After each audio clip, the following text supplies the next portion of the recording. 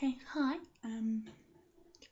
It's been a while since I actually made the account to the first review video, and I know, I'm really sorry about that. Simply because my old computer decided to stop working, and by stop working I mean the battery was dying and then the screen just stopped turning on. So I now have a new computer, obviously. And a couple of days after I got that new computer, my voice went, which makes it difficult to vlog and review anything. So, my excuses. But today I have a proper review for you. I thought I would wait a bit to do a proper musical, and have started with just a CD. So the CD is Now That's What I Call Musicals, which came out about Christmas time.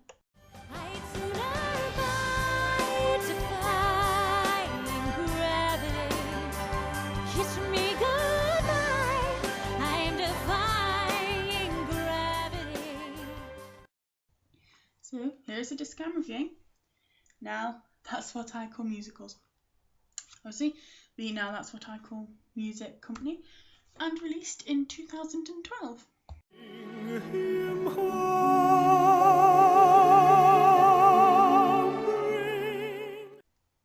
So the case is very traditional for Now That's What I Call Music. Obviously, title. Little states that it's a 2-disc set. If we open it up, we get the normal layout of stretch out 2 discs. And obviously the very simple picture that relates to the subject matter this time. I remember there being balloons and all sorts on some of the Now That's What I Call Music, but I'm glad this one relates. I like the colour scheme. The whole red and gold makes it seem very grand, very nice, elegant almost. And, a good listing where they have the song name in white, and then a lighter yellow for the artist, and then a darker for the musical, so you don't get confused, which is good. 2 things wrong with the case that annoy me anyway is the first one. Here,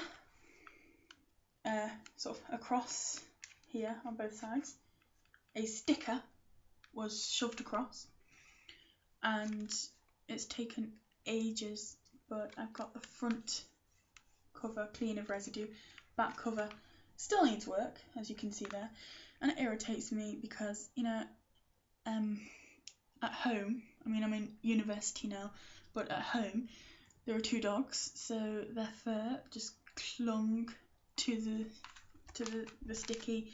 If I leave it on any surface, bits will cling. It's a nightmare. The second problem I have, really, is more of a typo on the front. It says The Sound of Music. No Sound of Music songs at all. So, sorry if you're looking forward to them.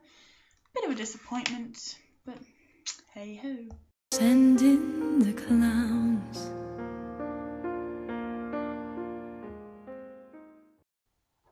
So the first disc contains a brilliant mix of well-known songs and lesser-known songs, and some really new ones that you sort of forget about the musicals and you think, oh yeah.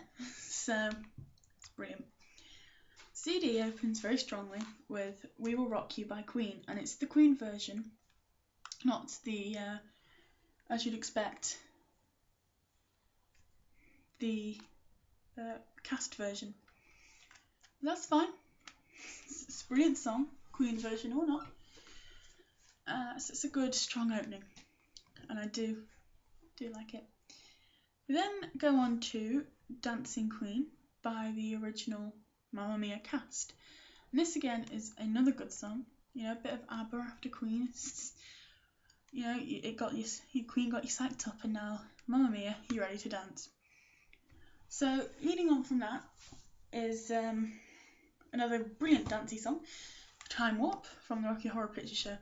Everybody has heard the Time Warp at least once. It's one of those songs that always just gets played at clubs or at parties. It's always just someone will have it on at one point in your life.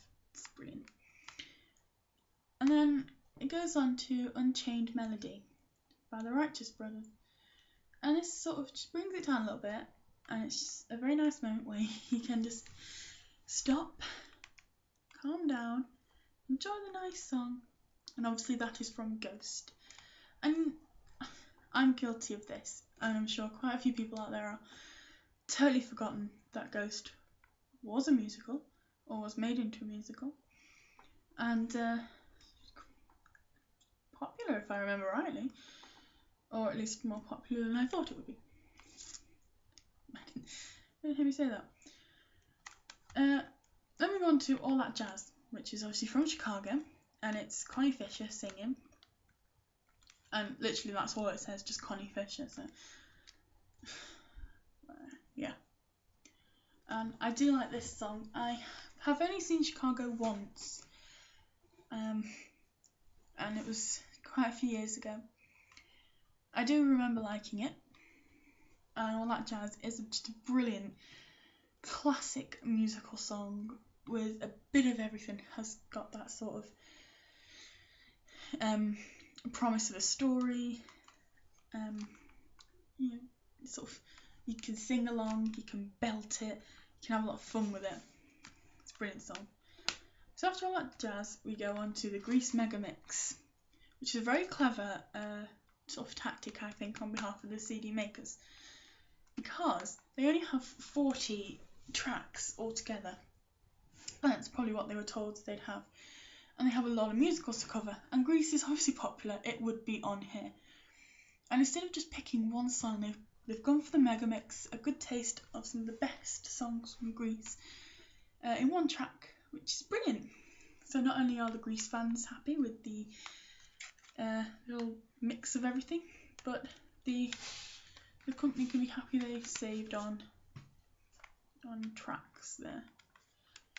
So after that, we go to what surprised me the most, and it's actually from Shrek the Musical, which is obviously very, very recent, very new.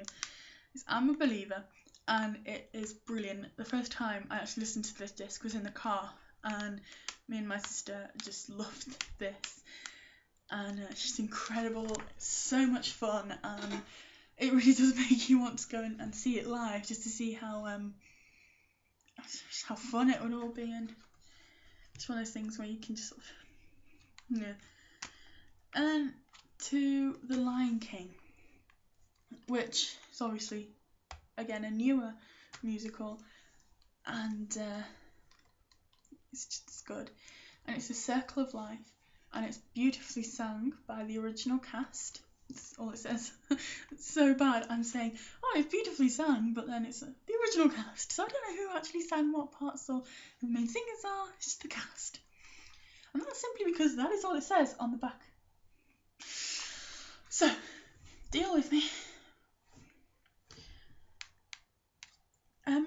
After The Lion King, it goes on to, this confused me, A Whole New World from Aladdin. I started to think it was the Disney CD, then I remembered, wait, this is musicals. I don't remember Aladdin being a musical. If it is, and you've seen it, then by all means correct me, that's fine. I don't know every musical ever in the world, so that's obviously why I'm doing this, to try and expand my horizons and learn about new ones. My sister suggested it was part of a sort of Disneyland thing, where they had sort of musicals from the princesses. I don't know. Again, yeah, I don't know, but it's on there, and it's completely sung by a girl, so it's not a duet. It's just what I'm assuming is Jasmine singing A Whole New World, and they pulled it off brilliantly, making it a solo, and it just sounds really nice.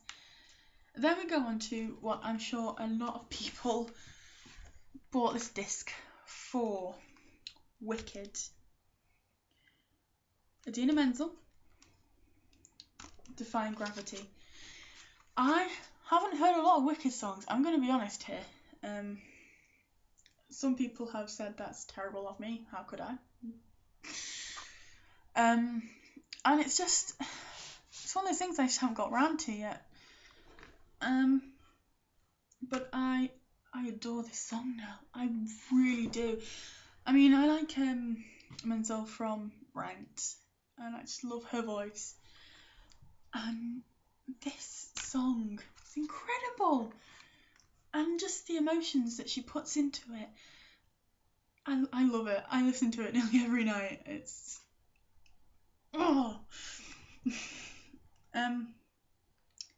Then we've got Billy Elliot. This is another one which I tend to forget is a musical because it's not really advertised off stage as much, like like a CD of a recording or something. You don't really see much of that. And this is just a good reminder that it is a musical, and it's well worth checking out. The song we chose is Electricity, which is a good song to pick really, because it's sort of that sort of turning point where he decides, and he's sort of explaining to the audience his love for ballet. And okay, I admit I don't know the movie as well as some people do. Haven't seen it about 3 times in my life, which again is terrible. Yeah. And then we go to what I found a great surprise to be on this disc, yet so happy it was, is Alfie Boe and Kerry Ellis, and they are singing Come What May from Moulin Rouge. This is something people forget, that it is a musical because it's not on stage, it's just a movie. And a lot of the time, a lot of the songs are, other musicians' songs, but I just think it's perfectly arranged, that movie, into the right songs to tell this story. And Come What May is a fantastic song, and Boe and Ellis are just incredible. I mean, I do like Alfie Boe anyway, but Kerry Ellis, she's a good singer. Then we go on to bit of fun, Consider Yourself from Oliver, and it's the original cast of Oliver, so the original Artful Dodger and Alice, and it's just brilliant. It's a very simple track, considering some musicals have these grand orchestras and all of these instruments, and it's the main focus, which is good for a song for a musical, is the vocals, and it's brilliant. It's a lot of fun, and I do love it. I'm happy it's on here. Next we have You Can't Stop the Beat from Hairspray, and on the back it says original soundtrack. It is not. It is the movie soundtrack, I assure you. It's the newer movie soundtrack. Just fine. I mean, I love that version, but it's just a bit of a typing error, and some people might get a bit confused by that, because there have been obviously previous versions of Hairspray, but it's not the original version, movie version. Then we go on to Dreamboats and Petticoats with Jason Donovan and Hank Marvin, obviously from Dreamcoats and Petticoats. This is one I haven't really looked at, this musical, and I haven't really listened to the song as such. I mean, I listened to it once, but I've not really listened to it, and it seems like a nice song, but I do think that this musical is something I'm going to have to look more into and listen to a few more of the songs and sort of gain a wider view of it before I can pass any proper judgment on it. Then we go on to Fame, which is not really talked about as much. You don't often hear people talk about Fame anymore, which is sad, because it's a fantastic song. I mean, I know it was on Just Dance, but it's not really the same. So, fantastic song. Fantastically sung by Irene Cara. Obviously, it doesn't have fame from fame. It's just fame. Move on to then Julie Andrews' Supercalifragilisticexpialidocious. Mary Poppins, a good classic. Obviously, a lot of you out there will have grown up with this movie.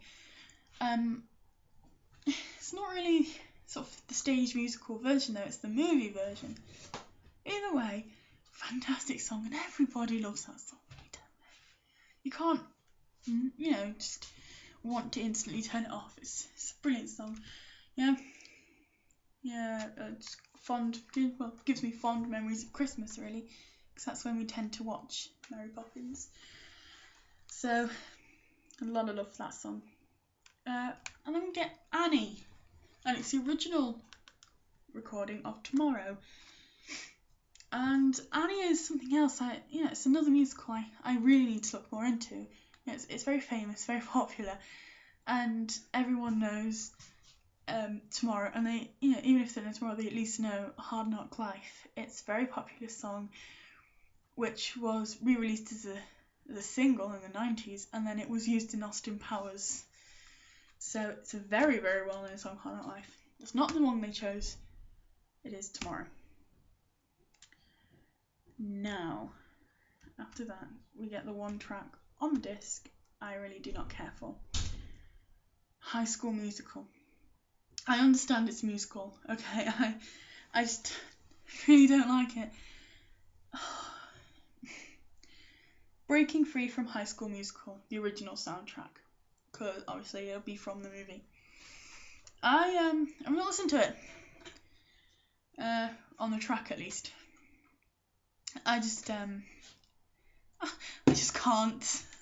Okay, as a lover of sort of the classic musicals mainly, it probably is a good musical in its own right, but it's really, I see it as sort of more towards teenagers, and I am 20 now, so I don't tend to subscribe to all of the Disney live action stuff as I used to, so maybe I was born in the wrong year for it, but Breaking Free High School Musical, I don't tend to listen to. I understand why it's on there, and I'm not going to say it shouldn't be on there at all, because it has every right to be on there. Every right is Moulin Rouge. What I do find good about that track is this CD, you can give it to someone who does like High School Musical, and I'm not saying show them what a good musical is, but expand their horizons. So if you like this song, then maybe you'll like some of these other ones, and sort of get into the musical world a bit more, and realise that it's a massive, massive industry. The choice you have up there is incredible, and I do like the idea that Disney has sort of done this High School Musical thing, and starting to introduce musicals to teens, because I remember just a few years ago musicals were not cool, and it wasn't cool that I was addicted to Cats. It wasn't cool to love musicals, and hopefully this is sort of helping the revolution into musicals being socially acceptable, socially loved, and bring more opportunities. The last song on the disc is Another Suitcase in Another Hall from Evita. It's only a little while before Evita cropped up. Evita has some incredible songs, and Another Suitcase in Another Hall is one of my favourites. And I'm very, very glad it's on there. It's brilliantly sung by Kimberly Walsh. I don't know if that's if she was in it, or if she's just a singer who was chosen for that song, but yeah, it's a brilliant track. So all in all, track 1, it doesn't have my favourite songs on here, but it has a good selection of sort of newer and musicals I don't tend to listen to much, or haven't watched. and it's just a good introduction for me personally to some of these musicals, and a reminder that, hang on, there is a musical of this, there is a musical of that, and a little personal reminder to me that not every musical has to be about Andrew Lloyd Webber. I am guilty of that. I will lay it out there now. But yeah, disc 1, good disc.